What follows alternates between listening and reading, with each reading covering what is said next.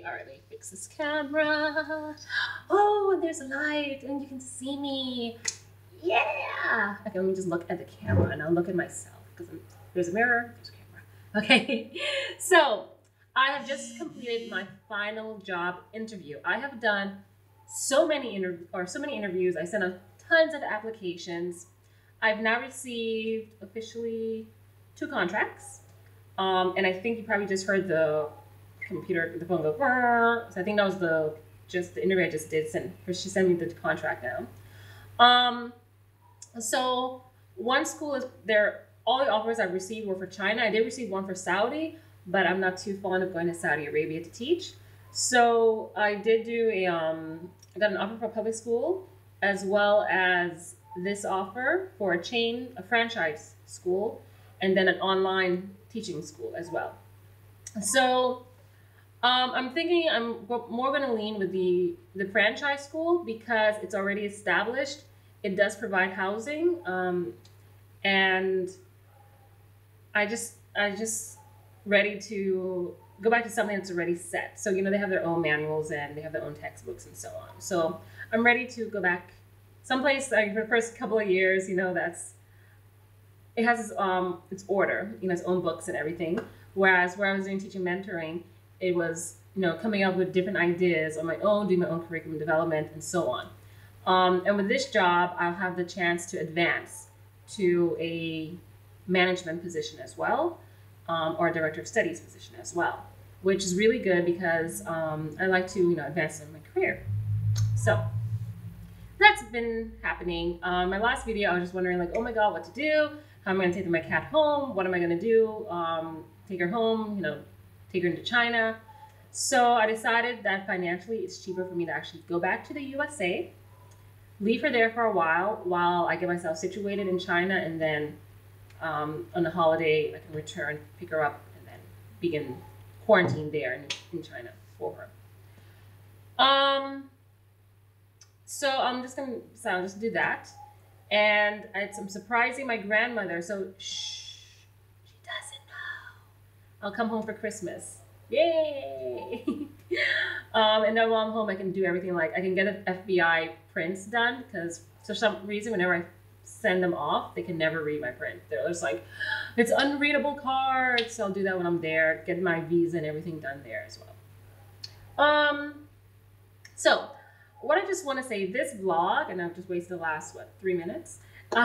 This vlog is not over my teaching experience per se, more so over what to expect when you teach abroad. Your steps.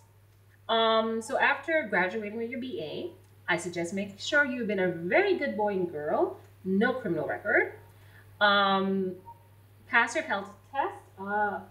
For example, I'm gonna go to the doctors tomorrow and do this one for China for the Chinese visa. And I think I'll do here in Malaysia, is cheaper. I'll still have to probably do one when I get into China, but at least I'll have this one as my own personal reference, and it's written in English and Chinese. So, do a health check, make sure you're healthy, no criminal record, you have a BA. Most places prefer a teaching degree or a English degree, English lit or something.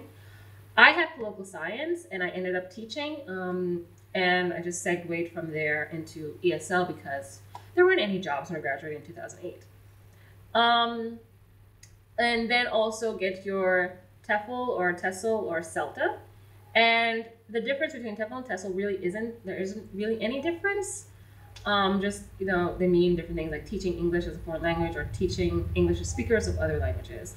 And then CELTA, I think, is Cambridge English something, language teaching adults. I don't know what it stands for, to be honest. But I have a TESOL level CELTA, or a CELTA level TESOL.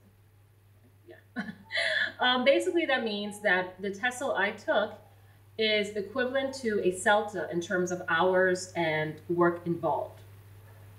And if you want more information on how to get like the one I did, I'll put a link below. Say I recommended you. All right. I also did a TEFL online, but a lot of places will not accept online certifications, so it's best to get one physically in class. They are more money. It's about a month of your time, but it's definitely worth it. And another thing I would suggest people do is, if you haven't had a bachelor's in education or a master's in education, do a teaching certification course. So for Brits and Australians, I think they have PGCE. Americans can take it as well. Excuse me. It's good if you've already, I think a PGCE for me, and from what I've heard from other people, if you're already teaching, or it's a postgraduate certificate of education. So if you're already teaching, I know a friend, she did it while she was teaching at her school. She'd been teaching for many years. And so she was able to use her school as her practical for teaching. So PGCE, it's like a year also. I think it's about 5,000 US. And that's also going to help you a lot. I got turned down for a lot of jobs because I didn't have that sort of teaching credential. If you're a teacher from the States, you can use your teaching license as well. All right, so teaching, BA, TESOL, TEFL, CELTA, clean criminal record, health check, possibly teaching certificate as well. And that can also lead you into teaching in international schools, PGCE, by the way. And also, I will say, a will and a desire to explore the world and see other ways of life, you know, other perspectives of life. One thing that they kept asking me in my interviews, you know, how am I with culture shock? I'm not gonna lie, the first year I was in Korea, holy moly, I was just like, what is going on? You know, it was completely opposite than what I was used to. You know those cartoons when they say they're digging and then next thing you know they're in China? That's what it felt like for me. I dug and I got into Asia, basically. Everything was different. Everything was totally different. The different mentality, the different way of life, the different social structure, and so on. And for the first few years, I would say I call them my Western glasses. I had my Western glasses on, and I looked at things from a Western perspective. And when you're in a new country, yeah, maybe that's what's comfortable for you. You know, that's what you're used to. So you don't look at things from the other perspective. You don't branch out. You don't, you keep this Western-centric mentality. And at first, yeah, it's your comfort when you're in a new place, but you do have to break out of that shell. And I think that a lot of people, if they don't break out of that, if they don't come out of that shell, if they keep themselves in it, they're going to have a harder time adjusting to living in a new country. And I know it happened to a lot of people that I know. This one girl, you know, I was working with in Korea, she lasted, I think, 3 or 4 months, and then she had to leave. She just couldn't take it. So it's not for everyone, by the way, teaching abroad. You know, some people can take it, some people cannot. And I would say a lot of people maybe who cannot take it are those who keep their Western-centric views on, like, for example, in South Korea, I am such a germaphobe. I hate sharing my food or my drinks with anyone. My friends can even tell you this, and they're like, I'm drinking something, like, can I taste? I'm like, no. So I'm still like that, but for some reason, when I was in Korea, I just had to learn, share everything from the same plate, same communal bowl, for example. I don't like crowds. I don't like big masses of people. But in Asia, oh my God, personal space, there isn't, all right? Majority of the world's population, I think, live within Asia. So, when you're in the ATM back in the US, I know this, like back in Florida, people will leave like a whole football field of space between the person at the ATM machine and, waiting in line. Whereas here in Asia, you're lucky if you get a meter between yourself and the person next behind you. So personal space, way. On trains, just elbowing, pushing, and they're all crowded by the front of the door. That's to be expected, here.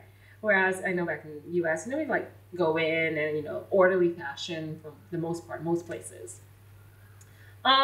So these are just some things that when you go to a different country, you just have to go with the old saying, when in Rome, do as the Romans do. So when I was in Korea, I got used to like using my elbows, get my way through, and I'm up there behind, waiting in line, and learning you have to cut in and out, because if you keep to that Western centric perspective and be like, okay, I'm in line waiting. Oh my God, you cut in front of me. What's wrong with you? They're gonna look at you like, what the hell? You could have gone. Why didn't you? There was this ample space. Why are you still here? So, you just have to learn, adapt to your surroundings, adapt to wherever you go. And sure, it's not going to be easy. There are still going to be days when even myself, I've been in Asia for almost 7 years. December 19th will make it my 7-year anniversary of being in Asia. Even myself, at times, it does get frustrating because, as I said, I'm so used to things still the way I was raised. And, you're going to have days like that. You're just going to have days where you're like, I need something normal that I remember and normal to you, So you would go to the Western bar, you would go to the Western grocery store, you'd hang out with your friends, and it feels comfortable. It feels like home, something that you can relate to. And that's okay. It's okay if you do it every once in a while. That's, I think, what helps keep you sane or keep you able, managing, surviving in a foreign country, in a different environment, a different culture. So yeah, that's just a little perspective I've noticed. And I would say make friends with everyone, not just expat friends. Make friends with locals as well. Make friends with the, people who are different religions, different beliefs, everything. Make a nice big rainbow spectrum of friends, because it's going to help you later on when you're adjusting in a new country, when you're living in a new place. You have all these different experiences, all these different people and their different perspectives that can help you, really. And yeah, you're not going to be like miscongeniality with everyone. You have to pick and choose wisely, your friendships. But don't be closed-minded is basically what I'm trying to say. Don't be closed-minded. Don't be Western-centric. Don't be thinking that, you are better than that other person because you had a Western education. Don't be like that. And I've noticed that a lot amongst a lot of people that I work with, especially in Korea, or even within Malaysia. I worked with this one coworker. She was like that. She was from Australia, and she just had this one mindset. It has to be done this way. It has to be that way. Or even I worked with another one from Ireland. She was the same way. It has to be this way. It has to be that way. And, I would try to be like, well, let's look at it from their perspective. You can say something starts at 3 p.m., but guess what? They're not coming until 3:30. You just have to learn to adjust to the culture. It can annoy you. Yeah, but you just have to learn to adjust. And I really think that's something that's important for us to learn. My buttons. Oh my God, look at me. I'm like all buttoned up. Wrong. But I really think that's just something that for us as foreigners, when we are guests in another country, we need to really change our attitudes as well. We're just guests. In many places, you can speak the language fluently.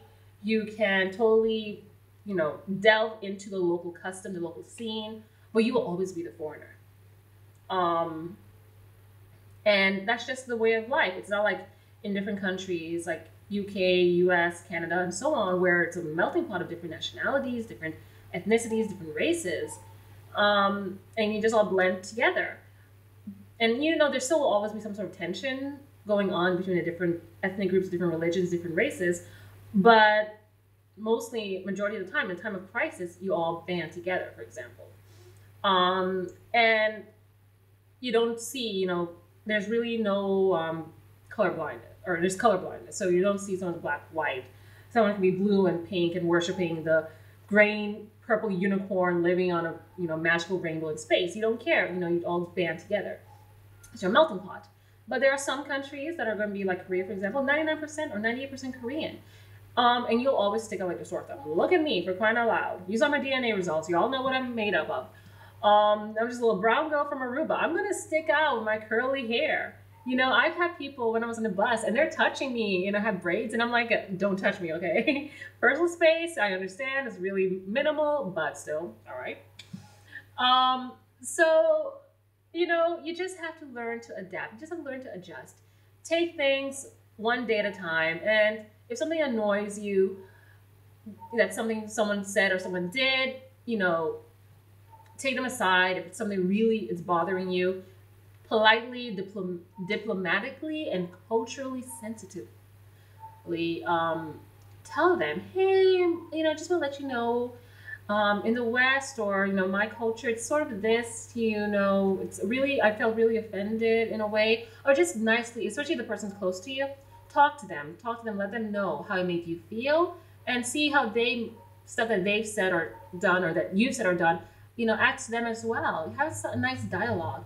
That way you're learning, you know, you're not going head on, like, I have to say, it has to be done this way, it has to be done that way. You know, you need to adjust, basically, is what I'm trying to say.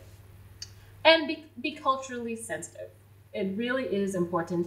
If you aren't, you're going to get a lot of bullheaded responses. You know, everyone's going to be like, I'm not doing that. You know, she doesn't want to listen to me. She doesn't want to act like this. Or, and I'm not saying you have to act like local completely. You know, don't change yourself personally, but just be aware. That's what I'm trying to say. Just be aware. What else? So these are just some things I've noticed, and I think would help a teacher or someone who's aspiring to teach abroad. Some things I think that will be helpful for them to know. And yeah. All right. So that's my little tangent. I'm really gone over my time limit. Sorry about that. Anyways, if you have any questions, comments, or concerns, please let me know. If you like what you saw, like and subscribe below. Okay? Thank you. Bye-bye.